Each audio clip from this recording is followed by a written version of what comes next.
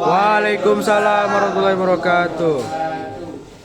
Saya akan membahas beberapa pertama itu ada studi Al-Quran, yang mana studi Al-Quran itu adalah ilmu pengetahuan ilmiah yang berkaitan dengan Al-Quran, unsur-unsur, struktur dan maknanya.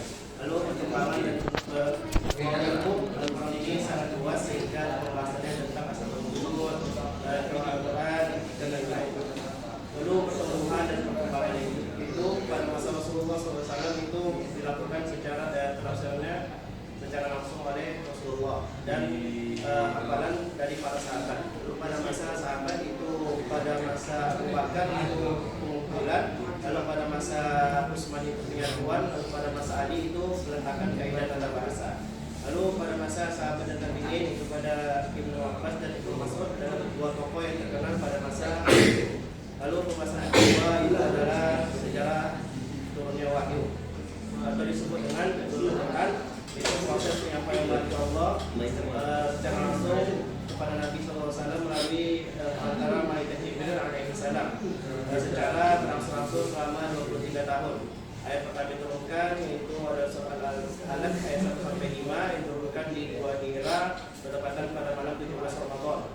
Lalu ayat yang terakhir diturunkan yang pertama itu ada 3 pendapat. Yang pertama itu adalah surah Al-Baqarah ayat 281, lalu ada surat Al-Maidah ayat 3, lalu ada surat At-Taubah ayat 128 sampai 129. Lalu pembahasan yang ketiga itu ada ilmu ijma'. Ilmu ijma' adalah ilmu yang membahas tentang pengumpulan dan penulisan untuk menjaga kemurniannya. Lalu pada masa Rasulullah itu dilakukan melalui hafalan para sahabat dan penulisan itu sangat sederhana melalui pelepah kurma, batu dan lain-lain.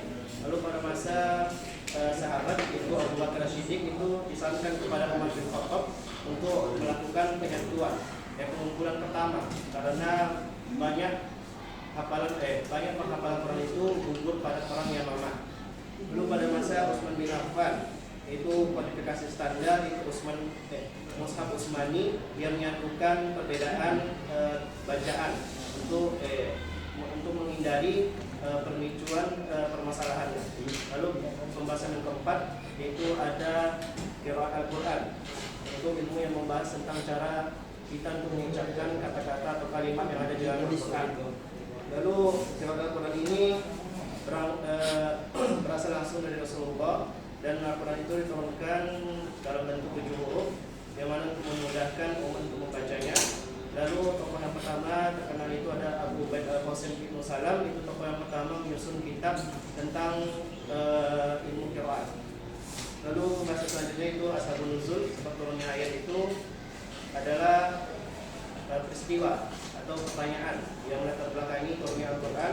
Lalu berikutnya ada dua. Yang pertama pertanyaan seorang sahabat kepada Nabi yang memicu turunnya Al-Quran. Lalu yang kedua bentuknya itu adalah bentuk peristiwa atau kejadian yang bisa menurunkan Al-Quran. Lalu pembahasan yang keenam itu adalah muhasabah Al-Quran. Muhasabah Al-Quran adalah ilmu yang mempelajari tentang hubungan antara ayat dan surah di dalam Al-Quran. Lalu muhasabah itu bagi pada dua, itu muhasabah yang sambungannya itu nyata atau disebut dengan surat.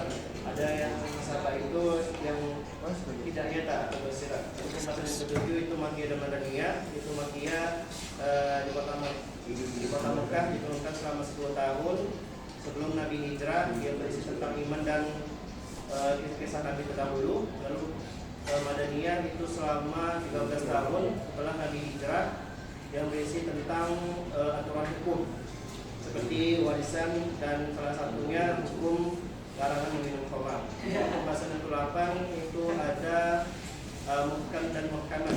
Muhkam itu adalah ayat-ayat yang maknanya itu jelas, tegas, mudah dipahami dan tidak ada keraguan.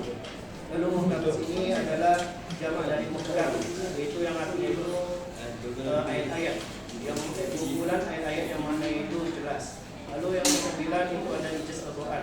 Ijaz Al-Quran itu adalah mukjizat dari Al-Quran itu yang mana manusia itu tidak bisa menandingi Al-Quran tersebut. Lalu ada kegiatan itu para ulama berbeda pendapat terhadap ijaz Al-Quran ini, dan mereka itu bersepakat bahwa mukjizat yang di dalam Al-Quran itu seluruh mencakup yang ada di Al-Quran, baik itu surah yang panjang maupun surah yang pendek.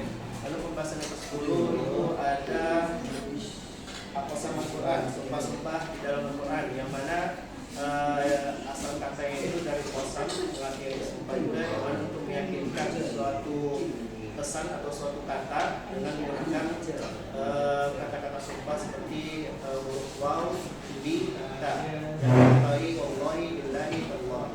Lalu pembahasan ke-11 itu adalah pembahasan Al-Quran, itu kisah-kisah yang ada di Al-Quran. Itu ilmu mempelajari tentang pemberitaan di dalam Al-Quran tentang umat-umat terdahulu, kisah-kisah Nabi terdahulu, lalu kisah-kisah sebab gimana turunnya Al-Quran tersebut.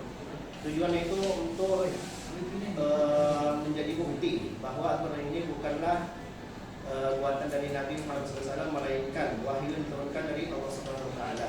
Lalu pembahasan yang ke-12 itu ada tafsir, takwil, dan terjemahan. Tafsir itu adalah menjelaskan makna ayat Al-Quran, ukurannya, urusannya, kisah-kisahnya, dan makna-maknanya. Lalu takwil itu adalah memadukan makna sebuah lafaz dari makna lahirnya ke makna yang mungkin tersirat. Lalu terjemahan itu adalah memindahkan makna Al-Quran itu ke dalam bahasa lain. Lalu terjemahan itu terbagi pada dua. Yang pertama itu terjemahan harfiah, dan yang kedua itu terjemahan tafsiriyah. Harfiah itu terjemahan kata per kata, lalu tafsiriyah itu terjemahan berdasarkan makna atau maknawinya. Pembahasan yang ke-13 itu ada Al-Quran dan sains modern. Al-Quran itu sangat menghargai pengetahuan sehingga dia mendorong bahwa Al-Quran itu bahwa manusia itu menggunakan akal pikirannya atau berpikir secara ilmiah. Lalu inspirasi ilmiah banyak tentang isyarat yang ada di dalam Al-Quran ini, seperti pembuatan manusia seperti apa, terus alam semesta ini dibuatnya seperti apa, dan lain-lain. Lalu pembahasan selanjutnya ke-14 itu adalah pandangan orientalis terhadap Al-Quran. Lalu ada 3 pendapat pandangan itu. Yang pertama pandangan orientalis yang menggugat, yang mana ada kelompok yang meragukan kebenaran Al-Quran dan menganggap bahwa Al-Quran itu adalah ciptaan dari Nabi Muhammad SAW. Lalu pandangan orientalis yang kedua yaitu pandangan orientalis yang mendukung, yang mana kelompok peneliti orang Barat yang mana mereka itu mengakui bahwa keindahan sastra Arab yang ada di Al-Quran itu dan sejarahnya Al-Quran. Lalu membahas pandangan orientalis yang ketiga itu yang pada kebenaran sebagai orientalis modern mengakui bahwa Al-Quran yang ada saat ini itu sangat murni dan sesuai apa yang disampaikan oleh Nabi Muhammad SAW. Lalu yang ke-15 itu adalah metode kaidah tafsir. Kaidah tafsir adalah prinsip-prinsip atau ketentuan-ketentuan yang harus digunakan oleh mufassir untuk melakukan proses penafsiran agar tidak menyimpang. Lalu metode itu ada 4. Yang pertama itu tahdidi, yaitu metode analisis secara runtut sesuai susunan mushaf. Lalu yang kedua ijmali, itu penafsiran secara global. Lalu yang ketiga itu metode perbandingan antara ayat, hadis, dan pendapat mufassir. Lalu yang keempat itu maudu'i, itu metode tematik yang membahas satu judul atau masalah tertentu dalam berbagai ayat. Lalu pembahasan yang terakhir yang ke-16 itu adalah Al-Quran itu sebagai pedoman hidup. Fungsi utama yang kita ketahui bahwa Al-Quran itu diturunkan sebagai bulan, yaitu petunjuk hidup. Lalu Al-Furqan, pembedaan antara benar dan salah. Lalu yang ketiga itu ada syifa, itu obat atau penenang medis. Lalu Al-Quran ini Al-Quran ini mengatur hubungan antara manusia dengan Allah, atau yang kita sebut dengan hablum minallah, dengan melalui ibadahnya. Lalu hubungan manusia dengan sesama manusia dengan hablum minannas, dengan melalui muamalah seperti silaturahmi. Lalu hubungan manusia dengan alam semesta, yang mana Allah SWT telah menciptakan dan menitipkan kepada kita alam lingkungan atau alam semesta ini kepada manusia untuk menjaga dan merawatnya. Baiklah, mungkin itu yang bisa saya sampaikan. Baiklah, saya akan buka sesi tanya jawab. Belum lagi. Halo. Woi.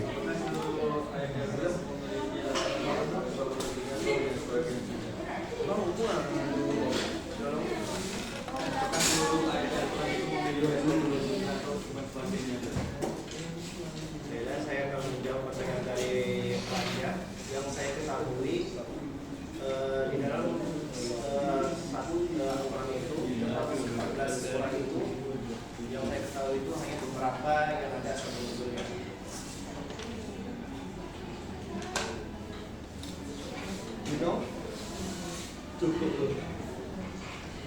Pertanyaan dari saya itu pada bab yang ke-16 Al-Quran sebagai pedoman hidup.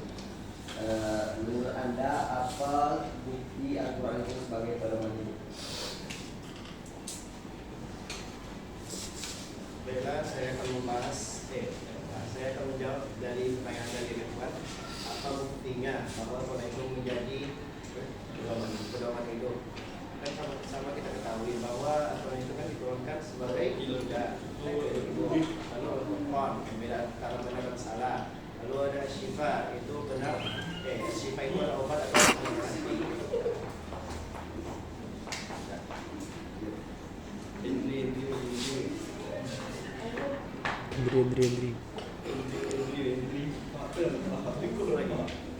Siapa lagi?